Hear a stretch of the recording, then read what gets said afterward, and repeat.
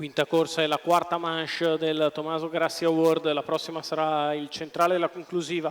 1 Boreagal, 2 Draced Wild, 3 Black Beauty Key, 4 Cometa La Torre, 5 Zar Parlante, 6 Zuve 10 CSM, in seconda fila 7 Butterfly Horse, 8 Druso, 9 Attila, 10 Barcellona Sun. Non c'è un favorito. Via. È veloce Zuve 10 CSM che prova a prendere l'iniziativa, al suo interno Zar Parlante e Black Beauty Key. Si imbocca la prima piegata con Zuvetie che insiste su Zar Parlante e Black Beauty Key che si installa al comando, si sistema in corda, Zar Parlante all'esterno, rimane Zuve 10 CSM, 200 metri passati in 14,6.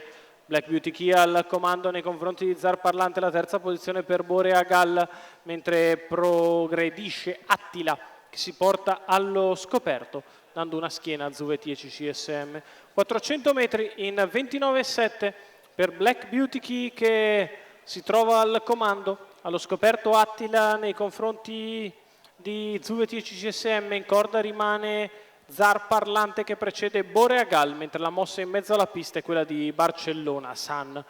Barcellona che progredisce in terza corsia, avanza, scavalca Attila e si porta sulla testa. Tanto Black Beauty Key continua da leader. Barcellona è arrivata al suo esterno, in corda Zar Parlante, seconda pariglia per Attila dopo 800 metri in 1 minuto e 6 decimi. Black Beauty Key è sempre in vantaggio all'esterno, Barcellona Sun in corda rimane Zar Parlante quando siamo nei pressi del chilometro che se ne va in 1:15,9. In vantaggio Black Beauty Key, all'esterno sempre Barcellona Sun, poi Attila, quindi Zuve 10 CSM, in corda Zar Parlante, lo scatto da parte di Attila che ritorna sui primi e fa sul serio a 400 alla conclusione. Attila che va su Barcellona Sun e tende a passare all'imbocco della piegata conclusiva. Attila in vantaggio a 280 dalla conclusione, in seconda posizione Barcellona Sun, poi Zar Parlante che si libera dalla corda quando siamo all'ingresso addirittura d'arrivo e Attila ha ampio vantaggio nei confronti dei rivali.